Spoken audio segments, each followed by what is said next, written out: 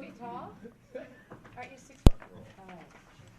Good morning, everyone. Well, welcome to the April 14th Land Board meeting. I do want to recognize and welcome our new Secretary of State. I think this is your first meeting. Secretary Atkins, welcome, and we look forward to working with you. Good. Director Abrams, take it over. Thank you, Governor Brown. I would like to start out by thanking your Department of Fish and Wildlife for allowing us to sit in this rather lovely room. We will be here again probably in June, if not at the Capitol itself. And then in October we'll be back in our regular digs as we work. So I appreciate your patience in being in a different location. I want to make sure that you realize that we've provided you with a couple of extra updates. One is a written comment that we received over the weekend on agenda item number 2 and our response to that comment. And then also we provided an up-to-date as of yesterday's legislative. I thought it went the other way. Sorry. Oh, thank you. Not to speak so loud now. We also provided an up-to-date legislative record where we are in terms of the bills that we're following as of yesterday, when we sort of reconnoitered after the deadline on Friday. But let me get started. We have a number of items to get through today, but I think they'll probably move fairly quickly. I wanted to start by talking going through the consent agenda, and I'm just going to go through all of the items quickly to give all of you an opportunity, but please stop if you have a question on a specific item. We do have one person who would like to testify on the final item that's in the consent agenda, so we'll have him come up at the end. So agenda item 1A is the approval of the minutes from the December 2014 Land Board meeting, and we then had to cancel the February meeting, so this is our next meeting after that one. We have 1B, which is a request for approval to initiate rulemaking to amend the administrative rules governing the leasing and regulation of structures on and uses of state-owned submerged and submersible lands, which are Division 82 rules. This stems from a request back in February of 2014 to the Land Board and the approval that you gave to initiate rulemaking to address minor changes in this division. The proposed changes that we had at that time would have clarified various provisions of the rule and definitions and terms and streamlined rule implementation. However, in addition to that work, the department recently received a petition to amend the rules, particularly around developing potentially a new rent classification and rate structure for light commercial, marinas, and services.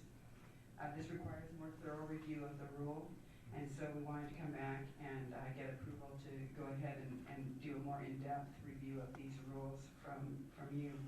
The department will convene a rule advisory committee to assist with the rule revision, and the department also intends to make this rulemaking effort a regular biennial scheduled occurrence for this rule division, because this is one that changes quite frequently with statute adoption.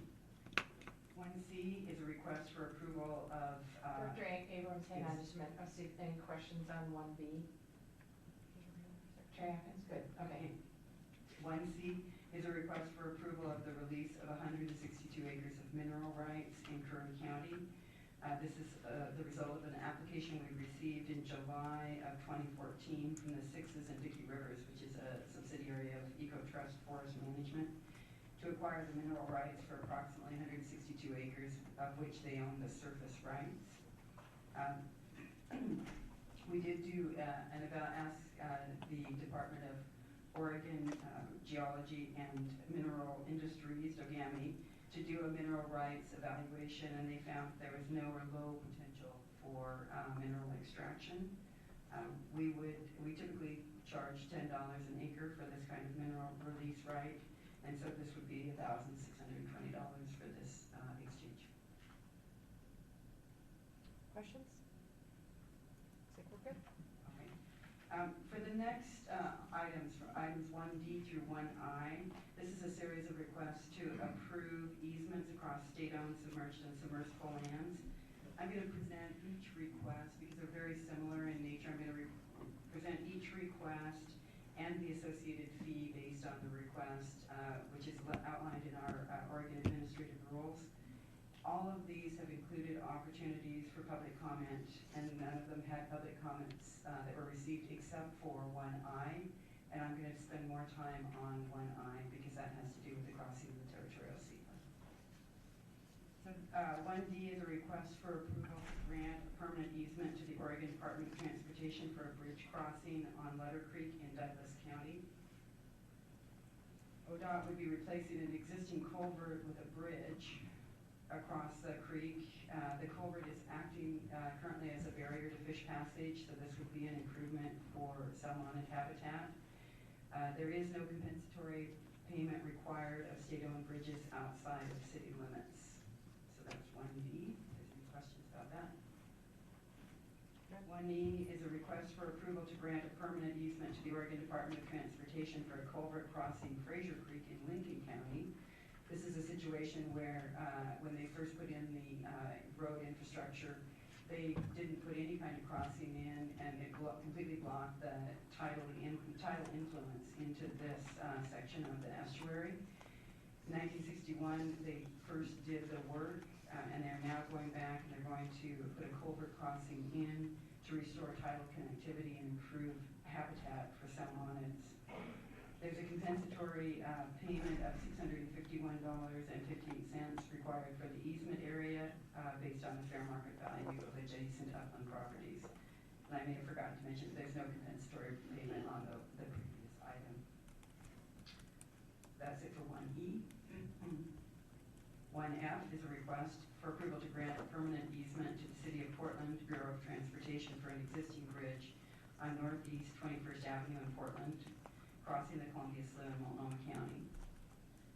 This is a bridge within the city limits. It was constructed in 1974 but has not had an easement up until now.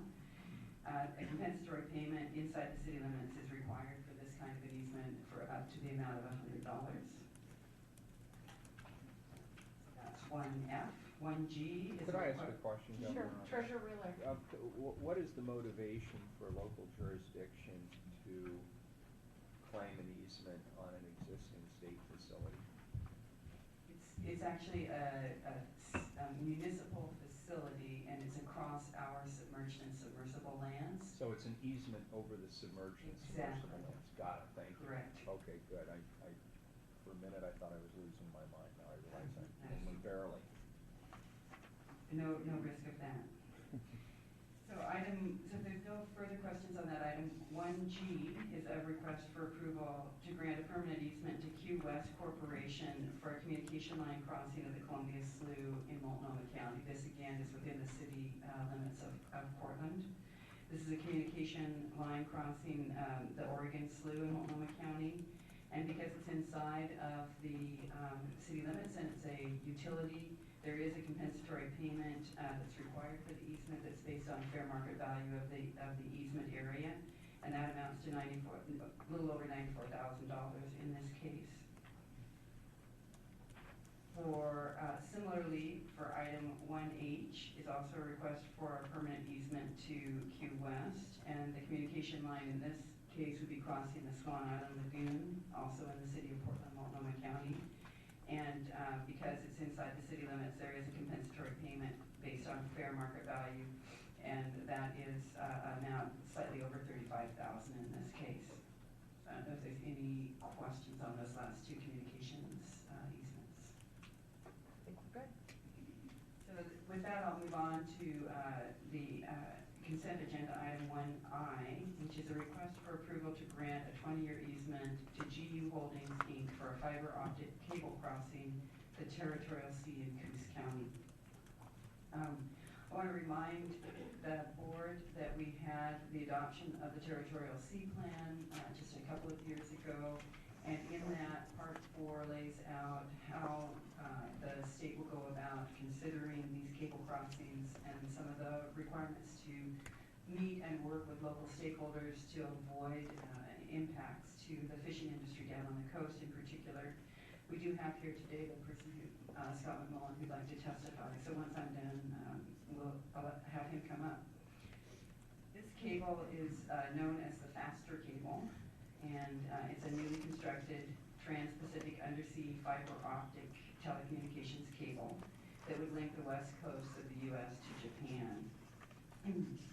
Before they even applied for the easement, GU Holdings worked with the Oregon Fishermen's Cable Committee, OFCC, to select a route that would allow the cable barrier, where appropriate, to minimize loss of fishing areas and risks to fishing gear. So there's a lot of work done even before we received an application.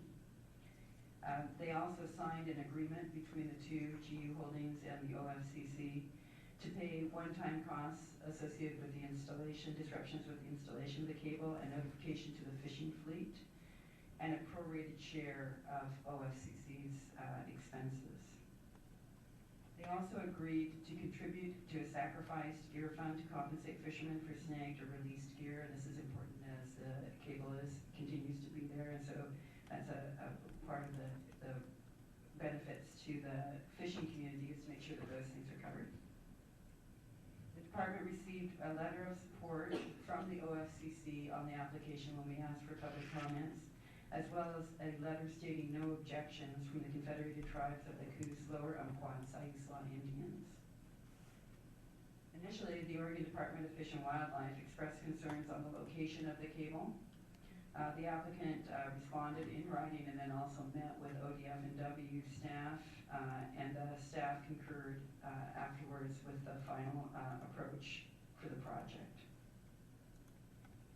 In addition to the ownership that we have with the Territorial Sea, there's also some ownership with the Oregon Department of Parks and Recreation.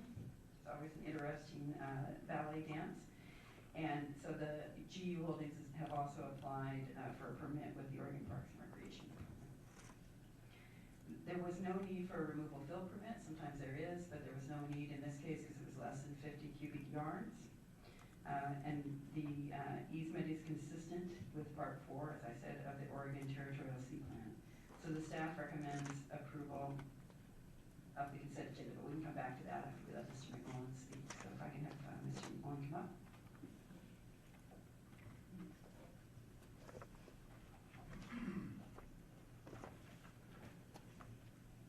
Good morning, and welcome. Thank you for your service. Thank you, Director Abrams, and Governor Brown, Treasurer Wheeler, and Secretary Atkins. Thank you for allowing me to speak. My name is Scott McMullen, live at 864 Irving Avenue in Astoria, and I'm serving as chairman of the Oregon Fishermen's Cable Committee.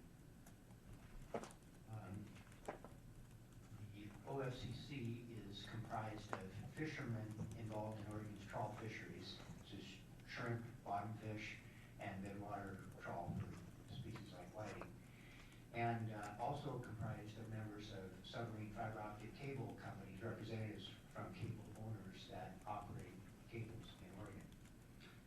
And I'm here to express support for the fiber optic cable easement for the Faster cable. NEC, which is the Japanese company that is the prime contractor for the project, and Google have been great to work with.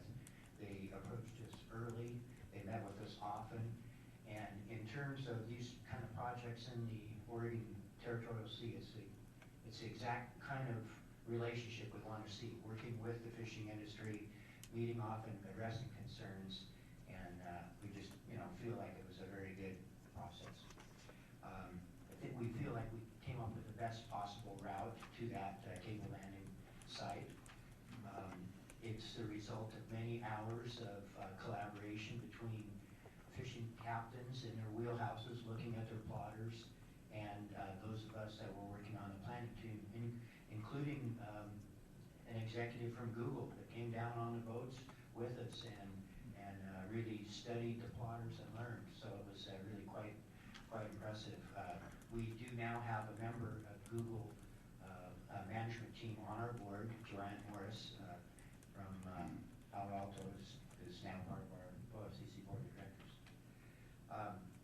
The route further was investigated using one of our Oregon fishing vessels. There was one section where we had sort of two options on a route. We sent one of our fishing vessels with a very high quality sonar to map it and Turned out that the fisherman's route was a little bit better than the desktop study route, and so they were quick to adopt our recommendation on that modification.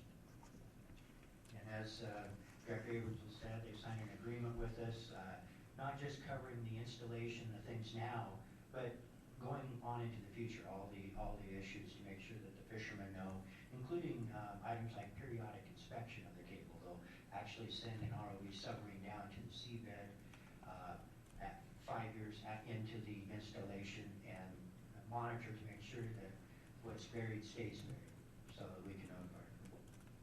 So with that, I just want to say thank you for your consideration and support. I did bring, if I may approach, I brought some samples of some fiber optic cable I can just pass along to you. The first large one is called double armored cable, and it's used in rocky environments, high impact environments, like if you were going to go to the surf. In this case, it's buried underneath the surf. But then the final piece is actually the type of cable that crosses from here to Japan and the Orient. It's looks simply like garden hose, and once you get out of the fishing grounds, this is all it is. It's very thin cable.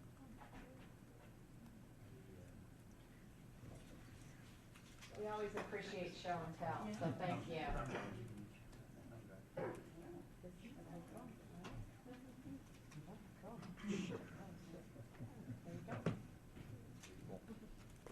Unless there's further questions, thank you very much for your time. I have one, Governor, if I could Treasurer just Wheeler add, and then it's, Secretary Atkins. First of all, thank you very much for the process you undertook. It sounds like you've reached a very strong consensus with all the parties, and that's a great thing. I just had a general question. What happens in the future, just given the rapidly changing technology environment, the assumption that someday we won't be using cables, whose responsibility is it if the cable is no longer necessary to remove the cable and ensure that there's no lasting liability to the fishing fleet that's not compensated for? My understanding is the state has a provision in the easement that says if we require it, we can ask the applicant to remove the cable at the end of its useful life. The reality is now the most current technology is the cable stays the same, and they change out the electronics on each end. And so cables that were put in the late 90s, early 2000s are now being upgraded to 5 times, 10 times the capacity just with new electronics on the end. So the cable's still fine. And so once it's down and buried underneath the seabed, it really doesn't bother anybody. And when you can upgrade it like that, that's the best option. This particular cable, it's called faster, and you might think that it's a faster cable, but it's all speed of light. All fiber optic is the speed of light. You can't get any faster than that. But what it is large, and if you think of it as a pipe, if you think of some of the early cables as garden hoses going across the ocean in terms of capacity, this is a giant culvert. It is 60 terabits per second. It is larger than all of the other Trans-Pacific cables combined, and then some. So it's really Google's thinking very far forward in the knowledge that capacity demands are growing, but this still gives them quite a bit of growing room. So. May I ask one more question? question? Of course. I apologize for belaboring it, but it's an interesting subject to me. Is this part of a redundant system? Yes, it is. Thank you. Yes, it is. Google has a second cable in California, but they chose to come to Oregon for this. Got it. Thank you. Great, thank you, Treasurer Wheeler. Thank you, Secretary Atkins. I just had a process question about the sacrifice gear fund. So people will, if they think they've been impacted, contact you, file claims with the commission itself, and they will make decisions about that. Normally, the process is we try to avoid any sacrifice gear. That's the first step. And so we have meetings with fishing industry. Part of the ongoing cost of being a member of the OSCC is we hold meetings up and down the coast every year. And we talk to captains and we say, if you're hung up near a cable, number one, assume that you might be on the cable. Fishermen hang up on rocks and wrecks and things all over the seabed. but when you're near a cable, you have to make the assumption that you might be on the cable and therefore treat it with respect. And then we have a process, we try to work them off without, very gently lifting the gear so that we don't damage it. And that's usually the case. Very rarely do we have sacrifice gear incident. But what the policy we have in place is designed so that in the event of a situation where the fisherman can't come loose and we don't want him to pull so hard that he breaks something or risks his own life. So the idea is make it easy for the fisherman relatively easy to get reimbursed for all his losses, if that were ever to be necessary. Thank you. Are you still serving on OPAC? I am. All right. Well, thank you for your great service. We really appreciate your time and energy, and appreciate you coming today. Thank you, Governor. Director Abrams. So with that, the staff would recommend adoption of the consent agenda as listed previously. Do I have a motion? Governor, I move adoption of the consent agenda. Treasurer Wheeler moves adoption of the consent agenda. Any discussion? Any questions? Any objections? Hearing and seeing none, so ordered. So with that, we'll move on to the action agenda item. And we do have a couple of items here. The first involves a request for final approval of a land exchange with Treetop Ranches LP. And just as a reminder for all of you, this was an exchange that was initially proposed by the state's lessee, Treetop Ranches, and the private landowner, who is also a private landowner adjacent to us, to help resolve range management and trespass issues. This is, if you'll think back to some of the local area management plans that we developed, particularly for our grazing lands, you'll recall that one of the efforts has been to really block up the lands that the state owns so that they're all in one consistent block and makes it easier for them to be managed, access, routine treatments, anything that has to be done. And the same, of course, is true for private individuals with lands. And so this is an attempt to exchange out lands that are landlocked in our lands that belong to the private owner, and lands of ours that are landlocked in their properties that we cannot manage as easily. We appraised both sets of properties as part of the due diligence process, and in the end, there was actually an imbalance in the values. The Treetop Ranches was very willing to pay the difference in that imbalance, and so in addition to the land exchange, Treetop will be sending the department, if approved, $57,500. The department also investigated a couple of items that are very important to us as landowners. First of all, whether or not there was any potential for archaeological or cultural resources occurring on the state-owned lands that we would be exchanging. We did in fact find 4 had some previously documented archaeological sites. When we worked with Treetop Ranches, they agreed to sign an affidavit acknowledging and agreeing to their responsibilities as a landowner under the state cultural resources law. We feel this is important because we, of course, are very cognizant of the responsibilities on our lands, and we would hate to trade some away and have somebody that wasn't understanding of the requirements of the law. In addition, we looked at the possibility of having any threatened and listed species under the Endangered Species Act on the parcels, and determined that there were none that occurred on these parcels. We engaged in 2 public review and comment periods for the proposed land exchange. We did one, and we had sufficient comments and changed some of the ways we were doing business. We went back out for a second. We also held a public meeting in Burns. In all of these venues, there were 2 concerns that were raised consistently. There was a concern about access via state-owned property to a reservoir on Treetop Ranches property. And that was raised both in the comment period and then again in the written comment that you have in front of you today. As you'll see from our response in that, to that comment that we received over the weekend, the reservoir is in fact a privately owned artificial lake. It was not formed on navigable waters, and therefore the public trust rights do not apply to it according to legal counsel. And I'm sure that if we had a question, Mr. DeBoer would be happy to help out on those legal issues.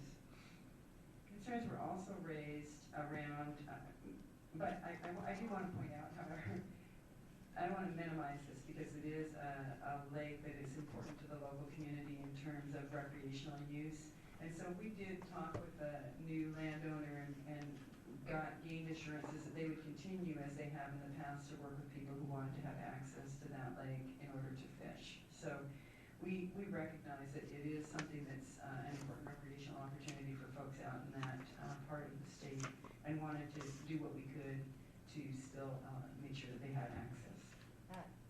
Director Abrams, David Vickstrom informs us that this small reservoir is the best largemouth bass fishery in Harney County and a very rare resource. So we want to make sure we would continue the public access for that.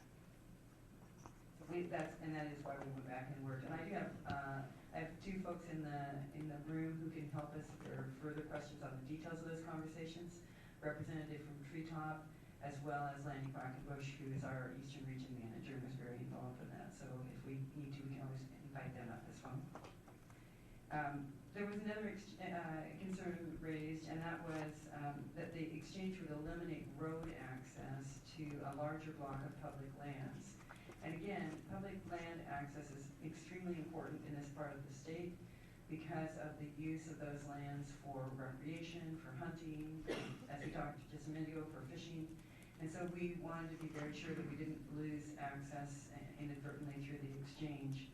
In order to assure that we would have access, with Treetop has agreed to sign an easement, a permanent easement along that road that would continue access at the time of closing. Since they don't own the parcels until we do the transaction, they can't sign that easement until that point in time. So based on that work, unless there are some questions, or if you'd like to pose questions to either Mr. Quackenbush or the Treetop representative, staff would recommend that the land board authorize myself to complete a land exchange between the Treetop ranches and the Department of State Lands and compensation by Treetop ranches to DSL in the amount of $57,500 to equalize values of the exchanged parcels. Director Abrams, I just one question for the record. You mentioned that the landowner has agreed to comply with responsibilities under the state cultural resources law. Could you talk a little bit about what that entails for a landowner, please? The state cultural resources law lays out if you have a known archaeological site, and those really occur once there's been some work done. So there's also sometimes a presumption that there's an archaeological site. In this case, they were documented potential sites. And those require then that if you are going to do any excavation, that you get permission from SHPO prior to any kind of disturbance of the site. Thank you. Other questions? Do I have a motion? Governor, I move that the land board authorize the director to complete a land exchange between Treetop Ranches LP and the Department of State Lands and compensation by Treetop Ranches to DSL in the amount of $57,500 to equalize values of the exchange. Treasurer Wheeler moves the staff recommendation. Is there any question or any further discussion? Is there any objection? Hearing and seeing none, so ordered. Thank you. Okay, moving on to agenda item number 3. This is a request for adoption of administrative rules imposing restrictions on the public recreational use of state-owned parcels in Deschutes and Crook counties. This only concerns 3 discrete parcels, not all of our lands out in that part of the world, and it also only affects certain recreational uses, not all uses of the land. In 2014, the State Land Board authorized the department to initiate rulemaking for these recreational restrictions on the 3 state-owned parcels due to increased illegal or nuisance activity on the properties. I believe in your notebooks you can see pictures of some of the campgrounds and debris that we were dealing with at the time. In addition, there was a large amount of concern expressed by the local law enforcement agencies in terms of confrontations either between individuals or with dogs, unleashed dogs. So we worked with both the the county sheriff's offices in both counties, as well as the state police, and tried to draft the rule with their input so that we could address these issues that have been so problematic. We also engaged in public outreach by developing a public notice along with parcel specific flyers. We distributed the flyers to a number of public offices, as well as places like the Humane Society, which is right next door to one of the parcels, and we posted the parcels. We had intended to bring this item to you all in February, and when we were not able to have the land board meeting that month, we did go ahead and issue an emergency closure for these activities on the lands and post the lands, because there was a big concern, particularly with the open fires as we got closer to fire season. And there was also just an increase in confrontations between individuals out on the lands. We held 3 public hearings, one for each of the parcels, and we did have people come and participate.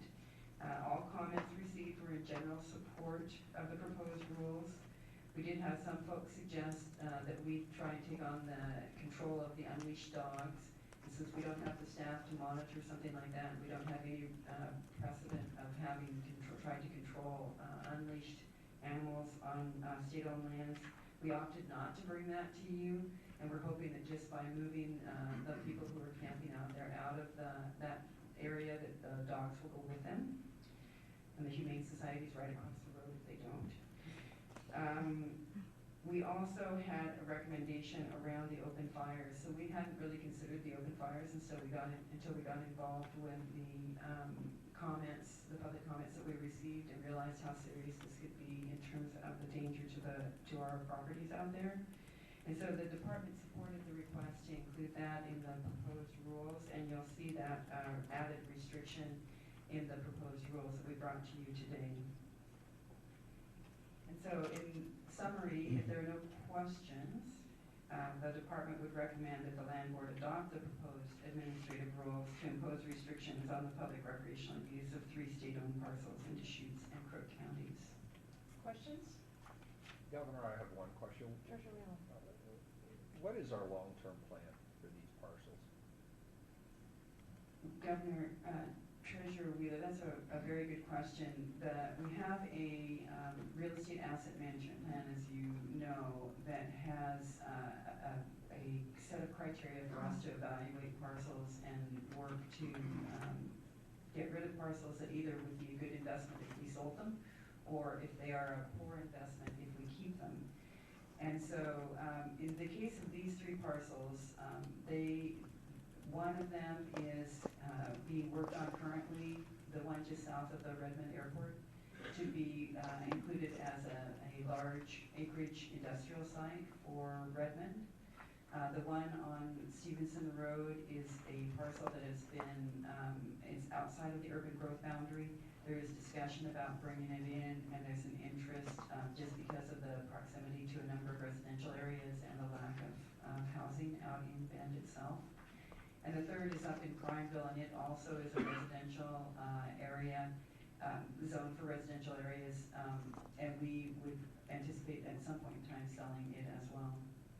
We've mainly been waiting for some of these properties are original constitutional lands. Some of them we received during the in lieu land selection process from the Bureau of Land Management.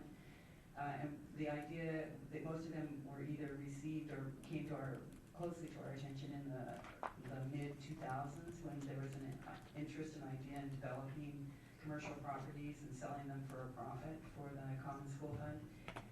Because of the recession, that didn't come through quite as quickly as we had thought, and so we're still working on all 3 of these parcels. All right, thank you. Thank you, Treasurer Wheeler. Other questions? Is there a motion? It's a motion. Secretary Atkins. Madam Chair, I move the board adopt the departmental recommendation that the land board adopt the proposed administrative rules to impose restrictions on the public recreational use of 3 state-owned parcels in Deschutes and Crook counties. Secretary Atkins has moved that we adopt the staff recommendation. Is there any discussion? Just one Treasurer more Wheeler. item of discussion, Okay. and I'm sorry to belabor this, but yeah, I'm eyeing that Bend parcel, obviously. We had a conversation about Bend real estate values and the increasing demand for housing in Bend. Clearly, that is one that I think requires further investigation in terms of its value. Treasurer Wheeler, we are continuing to work with the city because there is a possibility that it will be included in the next UGB, the urban growth boundary expansion, and the value of the property would be greatly enhanced if we held on to it through that process. And unfortunately, just because of the nature of urban growth boundary expansions is a process that is likely to take several more years before we get there. There's also been some interest in terms of both ourselves and other state agencies in using a portion of that for a small campus for state office facility for a number of agencies out there. We've been sort of investigating all of the possibilities at once for that parcel. Governor, may I ask one more question? Sure. So if it's used for state facilities, isn't it our obligation to still derive market value for that parcel? Treasurer Wheeler, it is. Okay. And I want to be clear that we would not be using the whole thing. This is an entire section, so it would just be a small portion of it that would be used for anything like that. The rest would be sold for other development purposes. Great, thank you. Thank you. We've got a motion on the table. Any other questions? Any objections to the motion? Hearing and seeing none, so ordered. Moving on to agenda item number 4 is the request for approval of the Fort Torrens Butte subdivision and adjacent land for the sale of the Fort Torrens Butte subdivision and adjacent land in Redmond. So to the point that the treasurer just made, there's really some interesting dynamics around Central Oregon, and I think one of the many complications that the department did not anticipate when we entered into or intended to enter into more of the commercial development, residential development market when we were trying to get more money for the Common School Fund. And that was one, of course, first the recession that happened, and the next parcel of land, the parcel of land that's the subject of this agenda item, is a parcel that we received in exchange for some timberland in 2009. And at that point in time, the value was estimated to be pretty high, and so we exchanged at a rate that probably was not, certainly is not indicative of the value that is there currently. So we held on to the property, although we had initially estimated that we would turn it over and make a profit rather quickly. We held on to the property from 2009 until now. It's a piece of property that has a series of platted, around 60, I think, platted plots on it that already have utilities, and then some acreage of undeveloped land as well. We came to the land board in 2014 because you had authorized due diligence on this parcel in preparation to look at the potential for selling it. And the appraisals that we got back, we did 2, and they were widely disparate. And so we believed that it was a little hard to figure out what exactly the market was from a normal public auction standpoint for this property. So we requested permission to have a request for proposals that would allow interested parties to either propose a direct cash out program or a phased program where they would pay for a certain portion of the property first, and then as they sold off some of those lots in particular, they'd be able to pay off the remainder of the purchase. So you gave approval for that in October 2014, that approach. We went out, we had the request for proposals, we received 5 bids. 2 of them were for full cash offers. One matched the price that the value of the land that we had exchanged for back in 2009, and the other was lower than that. So the full cash proposals were not what we had anticipated at all. Then we had the 3 phased proposals, and the proposal that we're bringing to you today to request approval, it was the highest value, and also had the fewest phase steps, if you will. It has 2 phases to the project. This bid came from Palmer Homes LLC, which is a local home building entity in Bend, and it's phased over 18 months. The idea would be to have a total price of the property at a little over $3 million, $3.3 million, which is about 21% more than the appraised value in 2009. The highest rated cash proposal, as I said, was just the same as that appraised value from 2009. We had included in our request in October of 2014 to try this approach. We really hope to be able to meet the 10-year average of the investment portfolio, which is currently right at 6%. Unfortunately, if you look at the increase in the appraised value, or the offer now over the appraised value in 2009, and you backtrack to the annual rate of return, it's only about 3.3%, which is disappointing to say the least. So we asked around to try and understand why the market was really not reflecting a higher value for these kind of properties in Redmond, which is right up the road from Bend, which you would think, if you live in Portland and commute to Salem, would be a pretty good deal. But it turns out that there really has been a serious overbuilding in Redmond, and so there's definitely a depressed market there compared to what's going on in Bend. And we heard that story from a number of individuals, and so we believe that we could continue to hold this property. It's not a huge investment every year to hold it. On the other hand, if we were to sell it with this proposal, we'd have the money that would go into the Common School Fund now without further sort of risk analysis by the department. And it also would go back on the county tax rolls, which is an advantage for the counties out in Central Oregon, because it'd be a private entity owning it and not the state any longer.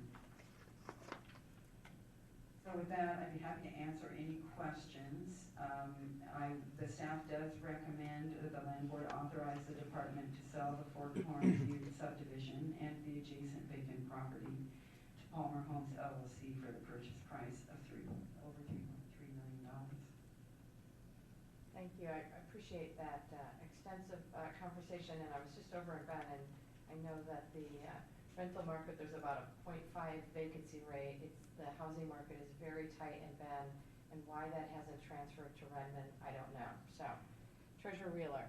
I do have a question, thanks, Gavin. I knew you did. And it's the I'm same, just guessing. same question I've been asking for 5 years, but I'm still trying to get my arms around what our strategy is with regard to commercial real estate development. I'm trying to figure out why in the previous cases there is not a long-term strategy with regard to what we're going to do with those parcels. We're holding the one in Bend with the hope and expectation that there's a UGB expansion in the coming years, and I get that. I'm a little fuzzier on what our long-term strategy is here. We sort of backed into this property. I'm not sure what our plan was, and I'm not sure what our plan is with regard to this kind of a parcel and what we intend to do with it in the future. And I wish we could somehow create a set of statements or a set of values or a set of conditions under which we were going to purchase property and what our strategy is with regard to the disposition or development of that property. And I realize there's a degree of subjectivity to the real estate market, I get that, but I don't feel I can look at one set of our parcels and understand clearly what our strategy is there vis-a-vis a different set of parcels that we might also own.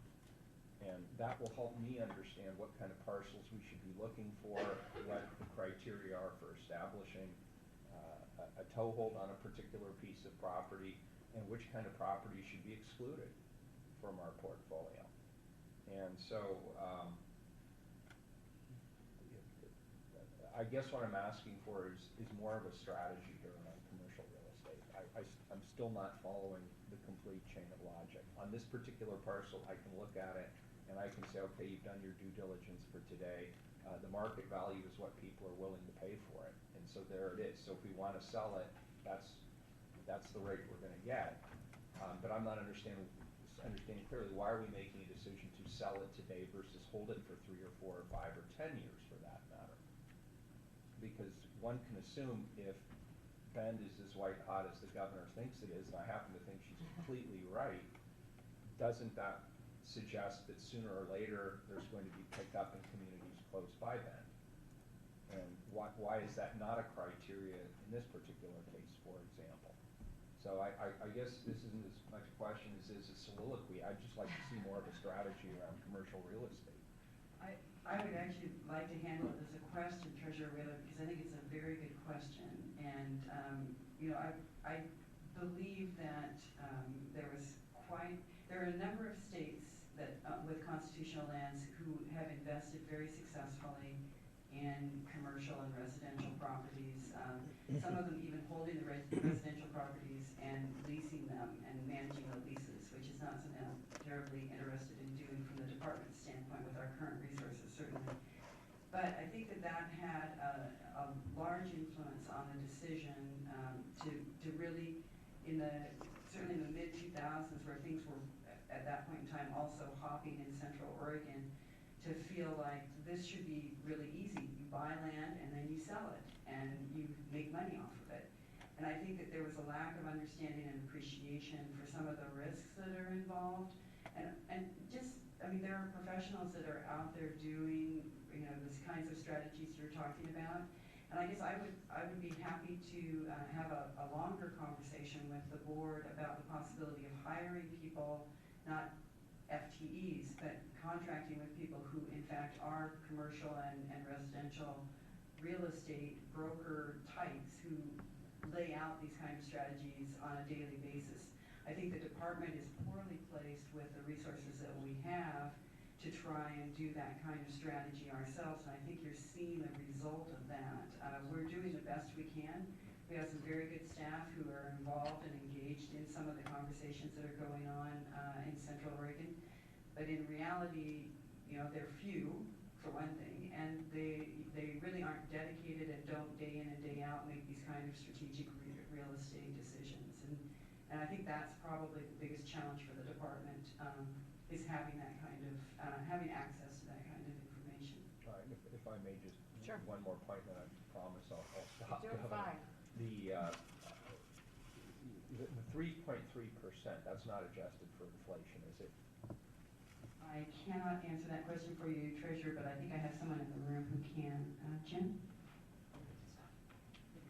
It's missing not. It's not. So, real estate, as we saw from the photos earlier in the prior discussion, is a very intensive proposition from a managerial perspective, and clearly the investment in this case doesn't justify the effort that's been put into it.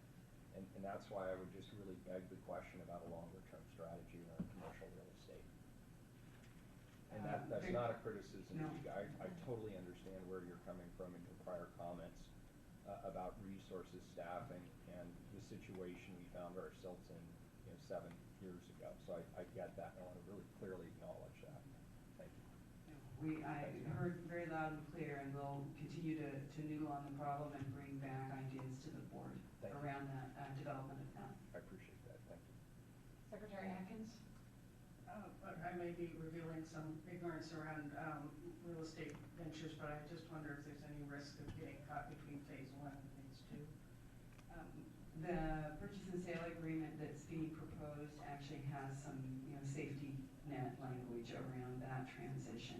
If you would like to have the specific language, I can ask John Russell, who's been handling this from our real estate asset group, to come up and talk a little bit more about that specific safety net language.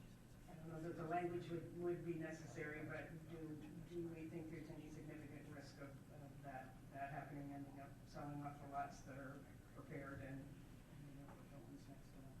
Secretary Atkins, my understanding is that this, the LLC that has submitted the proposal that we're bringing to you today is a very well thought of group that has been in business for a number of decades in Central Oregon. And so we don't feel there's much risk. It's not some place that might come in and develop a little bit of it and then take off again. They're really there in the community. I don't think there's 100% assurance, but I think that it's a lot safer than it could be if it was some other group that was coming in and not vested in the community itself. Thank you.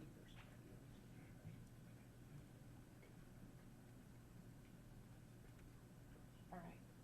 Other comments? But just one other comment. Sure. All right, I'm breaking my promise already. Now Gene's getting to know me better. We all are, Treasurer Wheeler. Exactly. And I understand that there's the constitutional land, and some of this in the portfolio is opportunistic. But to the degree that it's opportunistic, wouldn't it make more sense just to invest in a REIT or diversified real estate investment if we want part of our portfolio to be real estate? Treasurer Wheeler, this really is part of a very large conversation that would be good to have with the board. And the way I approach this, so I'm in complete agreement with you. I come from this, particularly after spending a considerable amount of time with my colleagues in other states, that there is a real need for the board to stop, sort of look, and the department obviously, to not look at particularly our constitutional lands, as some sort of standalone asset over here that's de facto, that we always will have, that we always have the same amount of, that we always manage the same way. And then we have another portfolio over here that's invested, that we track, and we have goals, and we have criteria, and we really match sort of what is the state of the art in terms of investment strategy. I believe very seriously that the board, and we're moving in that direction with some of the work that's actually been sort of forced upon us, if you will, but in a good way, around the Elliott, where we're actively out looking for not just an appraiser, but someone who actually, because we have a very good appraiser on staff, but someone who can actually help us with this strategically, how do you go about appraising all of these diverse properties that we own, and assessing which ones really are ones that are an asset that you want to continue to hold.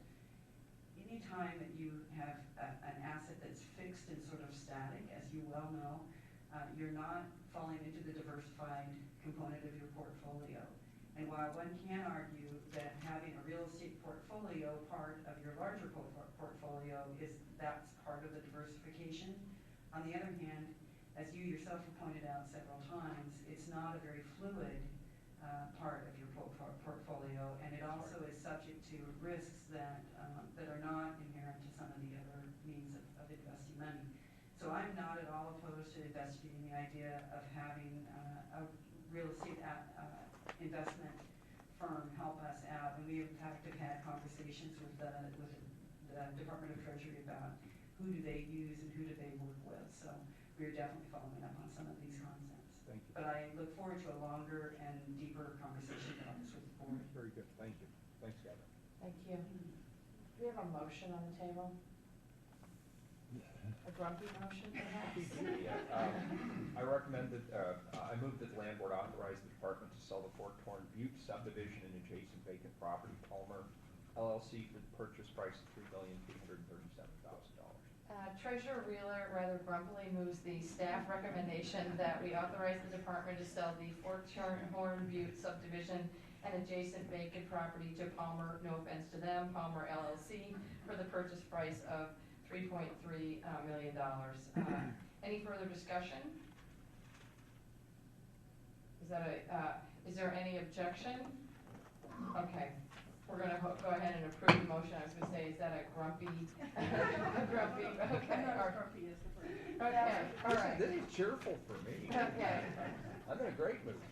All right, moving on, number 5. Yeah, so if I may, for this item, I'd like to invite Assistant Director Cindy Wickham to come up and present to the board the annual report for the Common School Fund investments, and then to go through the distribution policy, which we do as well, to have the board weigh in on that. Good morning and welcome. Good morning. Thank you. For the record, Cindy Wickham, Assistant Director of Business Operations at the Public Services Security Department. I'm here to talk about the annual Treasury report and the distribution policy review. As you know, the Oregon Investment Council directs the investment of the school fund portfolio. Current allocation policy is the 30% in each of the domestic equities, international equities, and fixed income, and then 10% of the investment portfolios in private equities. Last year, and this is as of December 31, there was an overall return of 6.7% to the fund. Common School Fund ranks at or above the top quartile in its peer group of funds of less than $5 billion in assets. So Oregon Investment Council and Treasury has done really well for the Common School Fund.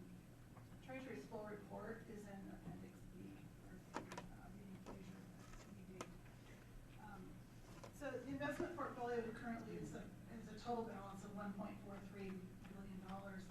In that portfolio, we have several different components, and you'll find in Appendix C a breakdown of those components in the fund. The unclaimed and escheatable property balance in the fund is $503 million. The principal, which is all of the other funds, earnings, et cetera, from operations of the agency, is currently at $662 million. And we have unrealized gains of $242 million, which brings us to the $1.343 million market value. I want to point out that the unclaimed and escheat property balance is invested as part of the whole, but gains or losses, either realized or unrealized, are never counted within those funds. Those funds are held in trust for citizens of the state, if you will. So everything, all your investment activity goes against the principal of the fund. Oregon Revised Statute 293-105 establishes a distributable income account. It's a statutory mechanism to allow the board agency to make the distribution. In 2005, there was a change to the statute that directed the investment earnings to go directly to the distributable income account. And it was intended to provide a balance to always be available to make a distribution regardless of market conditions in the portfolio. The unforeseen effect of that was all the losses, all the realized losses went directly to the principal, and there, over time, as the market went down, there was an erosion of the principal. So in 2013, there was another language change, and it returned the distributable income account to simply be the mechanism for making the distribution. And what that did was then all investment earnings and losses go directly to the principal, and the landlord directs the agency annually to fund the distributable income account with the appropriate amount to make the distribution for the next fiscal year. So essentially now we're able to treat the fund more as an endowment. And I think endowment standards are 4% is distribution, 1 to 2% is for your operational expenses, and the remaining 1 to 2%, assuming an 8% rate of return, goes back into the funds to kind of act as your cushion for years when the market doesn't support your distributions and your operational expenses. Since inception of July 1995, when this started tracking, we are at a 7.69% overall return on the fund. So the landlord has had several policies over the years for distributions, and I would say as we looked back at those, the landlord's intent has always been consistent, and that intent was to protect and grow the principal of the fund, and also to maintain or establish a relatively constant distribution amount, so there's an evenness, if you will, to the distributions. The current policy, which you'll find in its entirety in Appendix A, is 4% of the 3-year average of market value, a 3-year rolling average, and we found that distribution policy achieves the intent of the landlord.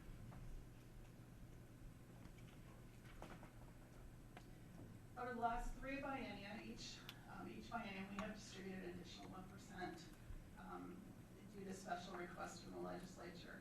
We did some calculations in the office that reflects an additional $52 million that has gone out of the fund, which translates to 15 to 20 million less in earnings, and a net effect on the balance of the fund of $60 to $70 million less than it is today.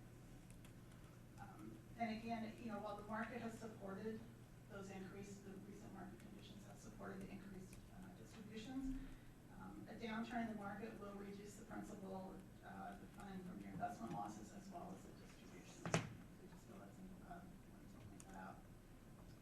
The 2013-15 distribution was $109 million.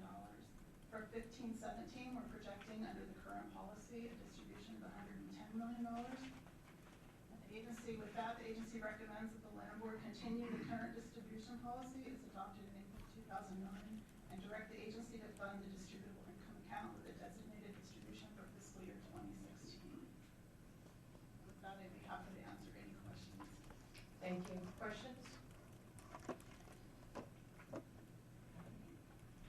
Looks like you're off the hook. Could I ask one question? Oh, yeah. Director Abrams. You can go. Thank you. Thank you, Tracy. I was feeling a little left out. Well, you may answer the question as well then. I just want to be clear on the staff recommendation going back to the April 2009 scheme. I want to be clear that we are going back to the 4% continuing our 4%, is that correct? Treasurer Wheeler, that's the recommendation from staff, and for obvious reasons as laid out by Assistant Director Wickham in terms of what we've seen with the decision to go with the 5% over the last 3 biennium. Okay, great, thank you. Treasurer Wheeler, since you've raised that issue, I just want to put on the record that there are conversations happening between my office and the legislature about increasing that amount to 5%, which you might recall that we did in August of 13 probably. I think it was, I went back and looked, it was May of 13. May of 13. So that conversation is happening, and I will let your folks know as we proceed along those conversations to see if we can reach an agreement about that increase. Secretary Atkins. So if we adopt this policy today and then the legislature's budget comes around to being requesting the 5%, this board has to take another action to make that happen. And Secretary Atkins, that is correct. And if I may, Governor, Secretary Atkins, the way we approached this last time was to have a special meeting between now and the June meeting of the board to consider that request. Other questions? Director Abrams, go ahead. Go ahead, Secretary Atkins. Someone's going to make a motion. Oh, great, go ahead, Secretary Atkins, take it away. I move that the board adopt the continuation of the current distribution policy as adopted in April 2009 and direct the agency to fund a distributable income account with the appropriate distributions for fiscal years 2015 and 2016. Second? Second, we have a second. Secretary Atkins has moved that we adopt the staff recommendation regarding the annual review of common school fund investments and distribution policy. Seeing no further questions, no further comments, is there any objection? None for the record, the motion is approved. Thank you.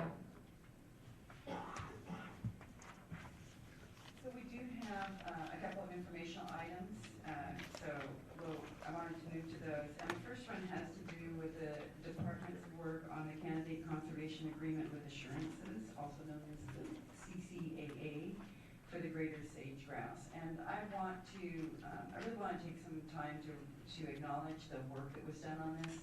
We have a tremendous staff over in Bend. Some of the conversation we just had around the real property assets, our range staff works incredibly hard to maintain the quality and value of our range assets.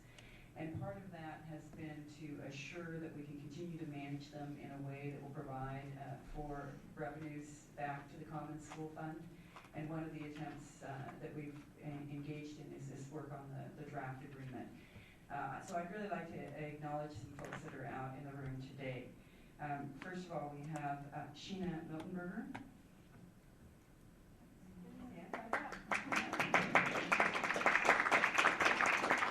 As a matter of fact, if all of you would just stay standing while I call all your names off, I'd really appreciate that. We have Randy Weiss. We have Amber Ross. So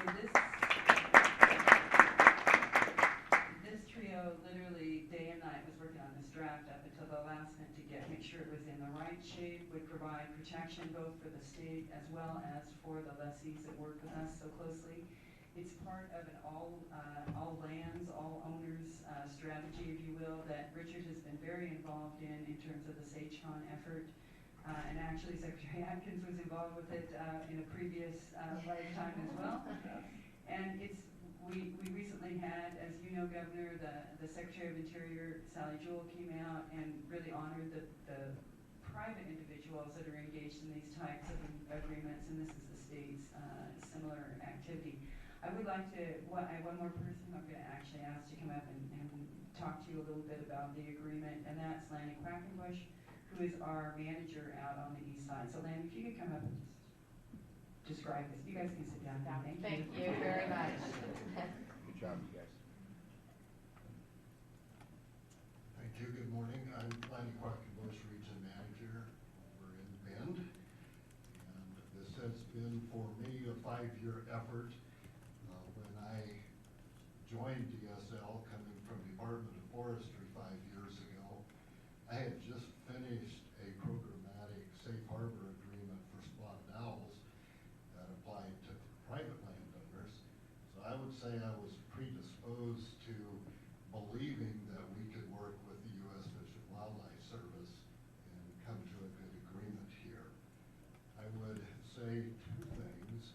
This would not happen without the staff that we've just recognized. This last year, they physically were out on about 500,000 acres looking at that land specifically for sage-grouse habitat and opportunities to enhance sage-grouse while continuing our range management. On the other side, very strongly, at least two individuals, as well as Paul Henson, our state director for U.S. Fish and Wildlife Service, this would not have happened without the support of key people at the U.S. Fish and Wildlife. Unfortunately, due to a little glitch, we are back in public comment in the Federal Register process. We hope to have that finished by May 11th, and then we will say we're done. And at that point, this crew is implementing that CCA already in terms of identifying things that we can be doing on the landscape, along with our lessees and our neighbors, to enhance sage-grouse. Thank you. Any questions or comments? I just want to say thank you to Sheena, Randy, Amber. Thank you very much for your incredible work and commitment to this project. Lanny, thanks as well for your leadership. And of course, this would not have happened without Richard Whitman's extraordinary vision and leadership, so thank you.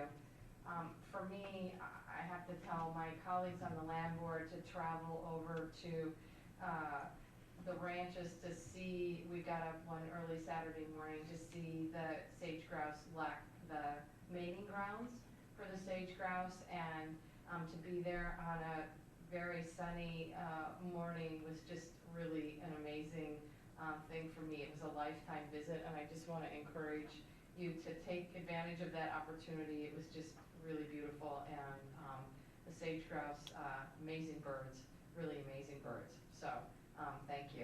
Thanks for all your efforts. Other comments? If I may just add a few more details to Lanny's very good explanation of the effort, just to be sure what we're proposing with this agreement. I want the board to be fully aware. So I wanted to make sure that you understood that once we get to an acceptance of the agreement itself, the state has actually issued a permit that helps because it keeps the management activities that we are currently invested in and are laid out in the agreement. So even if the bird were to be listed, which we're all of course hoping that it won't need to be, the management activities don't have to change on our lands or for our lessees. But we do actually get a physical permit. I'll sign the agreement because it's a basic management document, but I want to make sure that the board understood that as we brought the information. And I'm sure that Richard has a lot he could offer as well on this topic. Any comments, Richard? Well, for the record, Richard Whitman, Governor Brown's Natural Resource Advisor. Thank you for the opportunity, Governor. Just to be clear, the effort on the CCAA was all state land staff. I've been working on the larger SageCon effort, but not on this particular aspect. And the amount of state rangeland in Eastern Oregon is very significant. So the significance of getting this done cannot be overstated as part of the foundation for helping Oregon hopefully avoid a sage-grouse listing. So again, just echoing the thanks to state land staff and Director Abrams for your initiative and work on this. Thank you. So that's what we wanted to present to you in terms of that informational item. We have one last informational item that has to do with the legislative session. Just to sort of bring you up to speed where we are, we had really the first deadline last Friday and a more significant deadline coming up on the 21st. And so We did have a number of bills that we were following peel away last Friday, and I wanted to quickly go over, in general terms, what we have remaining on our plate as we work through the legislative session.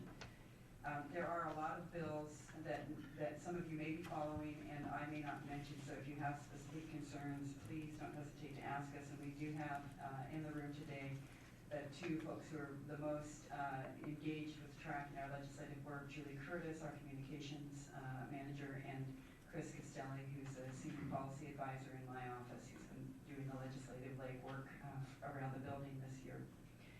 So in general terms, we had 5 bills that went forward into the legislative session approved by you all. All 5 of them are in some part of moving through the first chamber. They have all met the requirement to get a work session that was the deadline last Friday. We have one bill that still has to go through a 3rd hearing and one bill that has a work session that's planned but has not yet happened. So, and that's the Submerged Lands Enhancement Fund that we had proposed. So we believe that there's, from what we, together with you as the board, put forward in terms of policy ideas, those things are moving well, and we anticipate hopefully a successful outcome of that work. In addition to the work that was put forward by the department itself, I should mention the budget bill too, because I haven't actually seen all 3 of you since we had our budget hearings. We had our budget hearings in March. It went very well. We had I think a really good new committee for Natural Resources Subcommittee for Ways and Means, and had lots of questions, but they were well-informed, very thoughtful questions, and so it offered us an opportunity actually to talk more about our work than we would have otherwise. We did, however, have quite a few comments around the Elliott, and the co-chair, Ray Feld, had to spend a little bit of time keeping people on track in terms of the hearing being about a budget bill and not about the Elliott. So that was an interesting sort of preview for us in terms of what the Elliott might bring. So along those lines, we do have a couple of bills that are in play currently around the Elliott in particular, but also just around state lands in general. And I think they're both important and would provide some useful support for you all, so I want to make sure that I mention them here.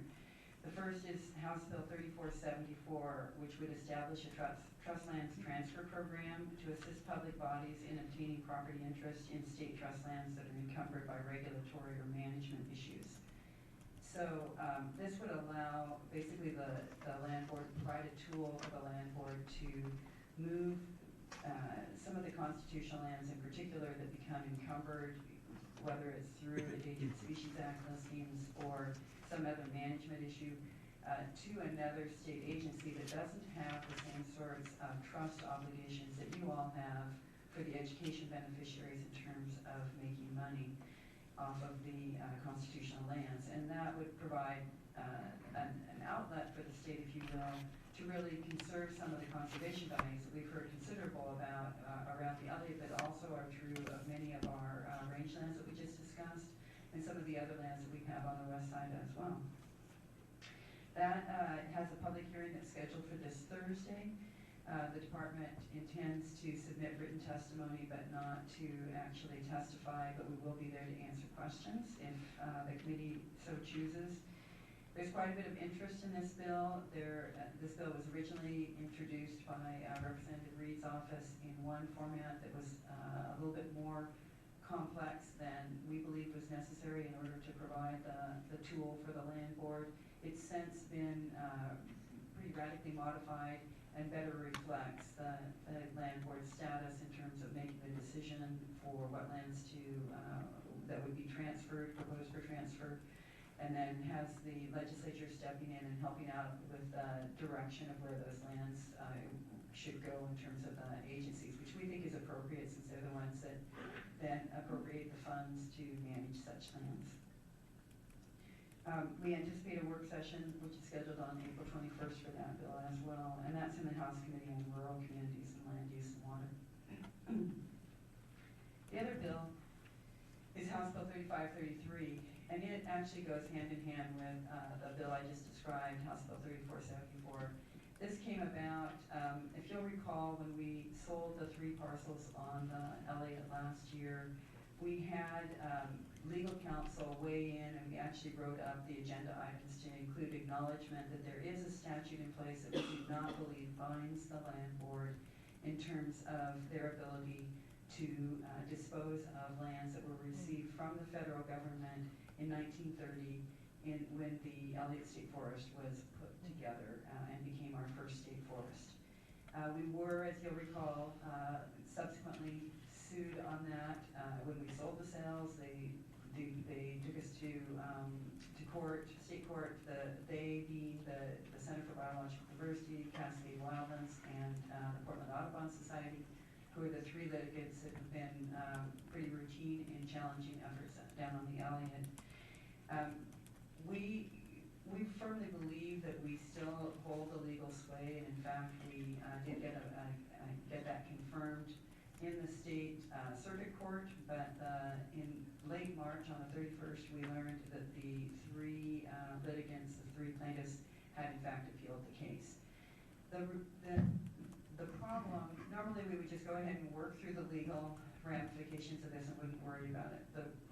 Really the big issue that we're facing is, even for something like the trust land transfer bill that we just discussed, if we transferred, if you as the board decided you wanted to transfer lands, that is a sale, that is a disposal of these lands. And if someone didn't approve of transferring the lands to, say, the Department of Forestry or the Oregon Parks and Recreation Department, they could sue under the same statute. The conservation community, I think it's fair to say, is concerned that this is some sort of an end game to waylay the litigation. We don't look at it that way. We look at it as a clarification of your existing rights and constitutional responsibilities, in fact, to manage these lands, including disposal, that were given to the state for school funding at statehood. So that bill, it has a work session scheduled on this Thursday, and with the express intent to move it to rules, where we'll have more of a public hearing and then work session and rules before it's voted on to move out of the first house. We're very hopeful that this bill will move, because we think it's an important way to keep people at the table in the discussion, particularly around the Elliott.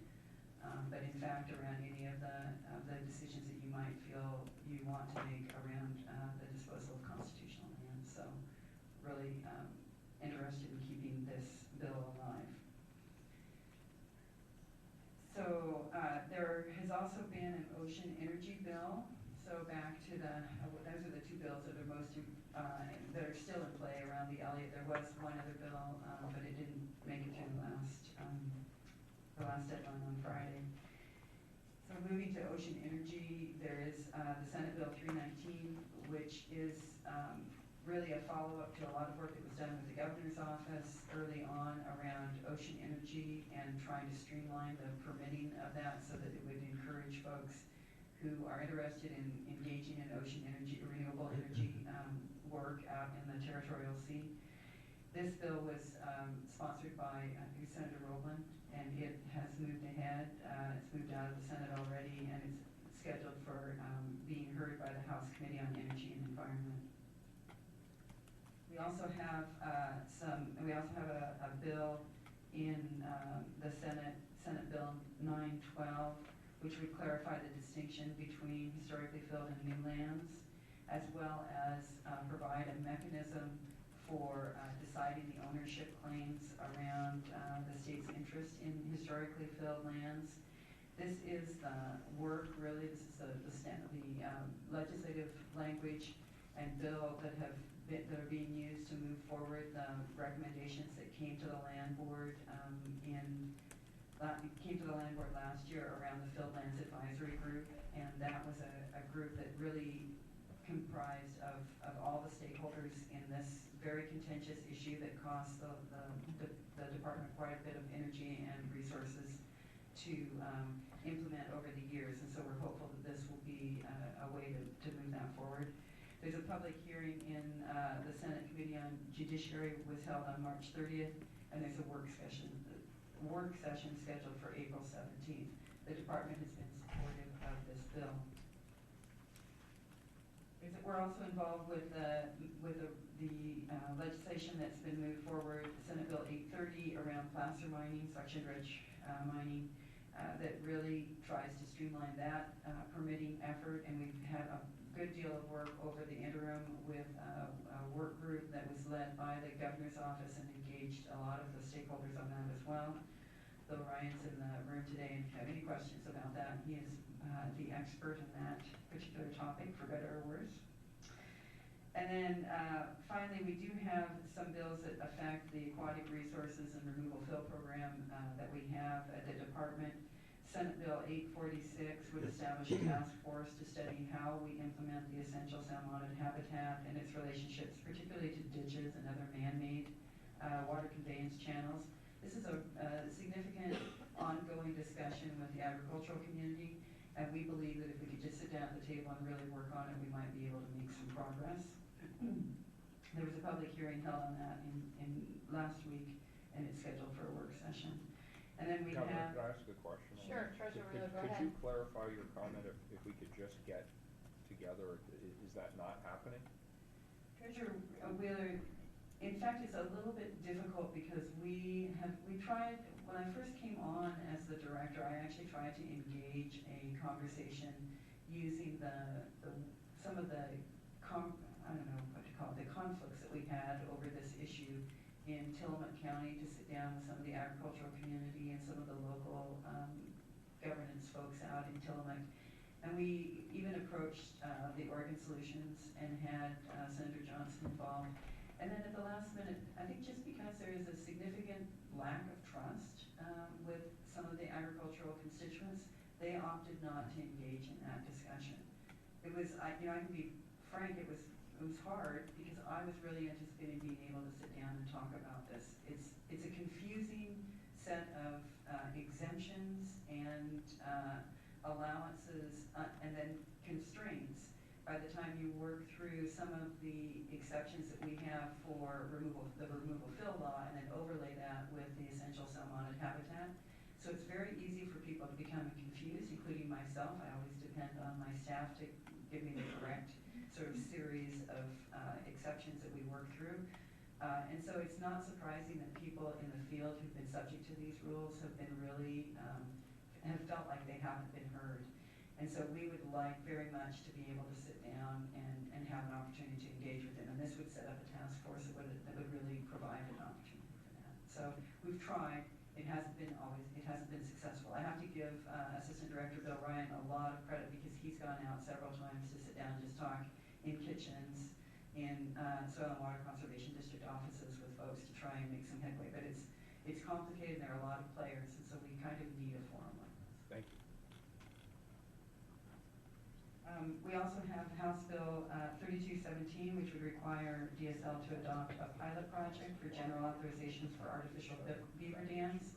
And this has to do with some restoration efforts that are in play out in Eastern Oregon, and an interest in trying to see if there's a way to get permitted some activities, at least that would help improve some of the habitat along damaged stream sides out in Eastern Oregon. And then we have finally the House Bill 3315, which would require the Oregon Department of Fish and Wildlife to recoup costs incurred in providing service to a number of executive department agencies, but that includes us. And this is, we believe, an important topic to have a conversation about. And I know Richard's very involved with this because we don't have wildlife biologists on our staff. We do depend extensively on the Oregon Department of Fish and Wildlife staff to help us with everything from removal fill permit applications to proprietary questions around our state of waterways, and even occasionally on our constitutional lands as well.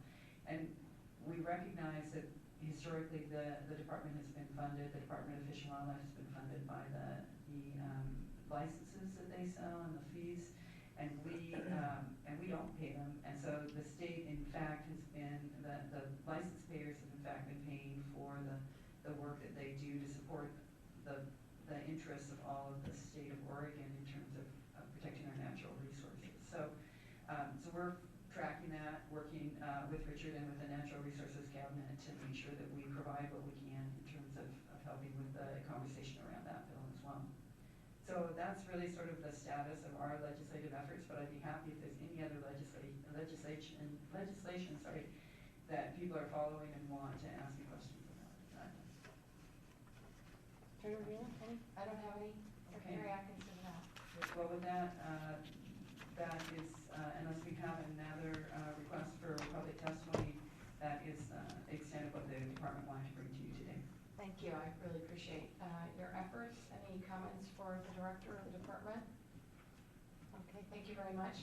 With that, I'm going to open a public hearing and invite Gordon Ross up to speak about the Elliott.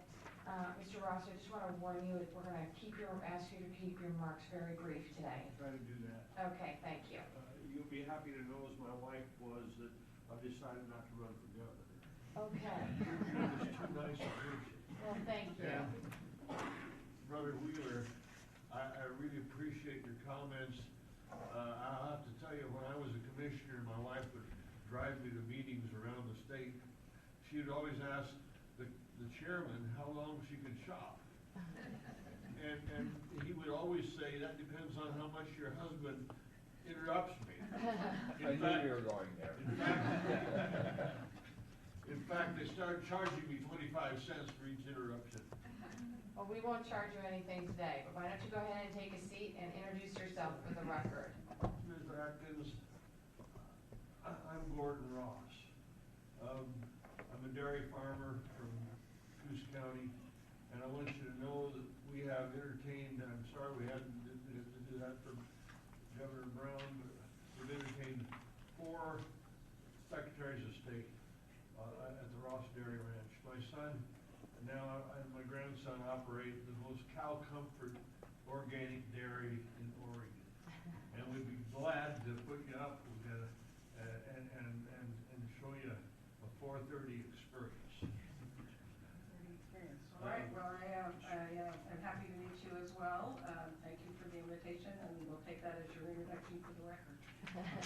I'll hurry on now because I wanted to make some other comments about how many secretaries of state have become governors. There was Barbara Roberts and Mark Hatfield.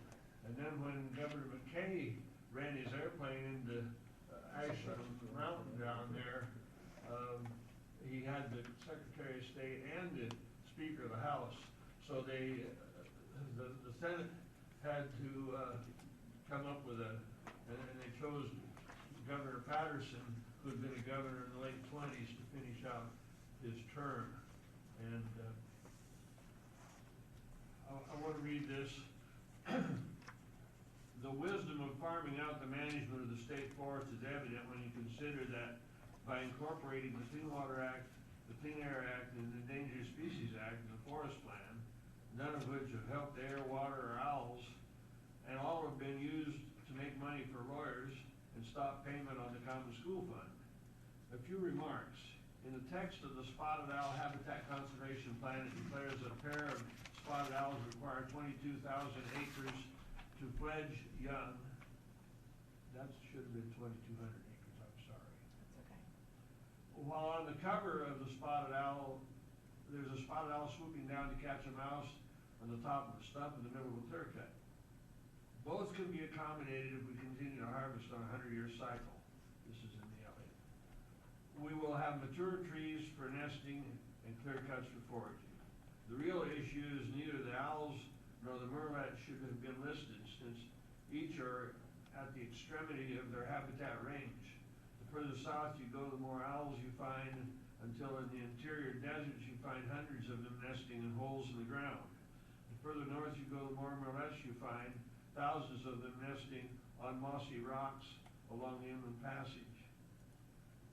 By managing the forest by the Forest Practices Act, the contractor must develop a harvesting plan that complies with all environmental concerns. The only opportunity for appeal is if the logger does not comply with the plan. This leaves only 7,000 acres of forest land on the Marlow Creek to be managed by the Board of Forestry. The county lost all of its road money from the Scioto National Forest when the Elliott was formed. And because the State Board of Forestry charges 30% of each sale to manage the forest, and the county 5%, which means 6 times more public health and safety, 6 times more roads and bridge repair. Also, because under the Forest Practices Program, Coos County has never had a sale appealed. It would be advisable to turn the management of these lands over to Coos County. That would bring into the county coffers $1.5 to $2 million per year. The harvest on the Elliott brings no revenue to the county, but every million board feet harvested, 12 full-time people are employed. So it's really a concern to us. I've got some things to give to you people. I ask a favor in each one, and I'd be so honored if you would comply with the favor, Governor. Thank you. And if you can, I know your time constraints. And my poems have been published, and I just take pride in giving you a copy of them. I wrote half of them when I was in high school trying to impress a girl that wasn't impressed. And the other half you won't like if you like big government. The other is a pamphlet I pass out called How to Get to Heaven in One Easy Lesson. And it's scientifically based. So thank you very much. And thanks for allowing me to speak. It's always a pleasure to see you. Thank you. We And appreciate. by the way, the other thing the legislator did back in the time of McKay was from now on, the Secretary of State and the governor cannot go in the same conveyance. So if you ask Secretary Atkins out for coffee, you're gonna have to drive different cars. Actually, it's Treasurer Wheeler now. As an appointee, I can't succeed the governor, so, Okay. Treasurer Wheeler is the one who has to be separated from the governor. Yes. We're going More downhill reasons fast. than one. I'm just grateful this wasn't full of cash. That was like, I thought it was a setup. Well, thank you, Gordon. We My really- wife handles all the money. Oh. Mine too. Thank you so much. Yes, sir, thank you. Thank you for being here, and unless anybody else wishes to testify this morning, we're gonna adjourn the land board meeting. Thank you all very much. All right.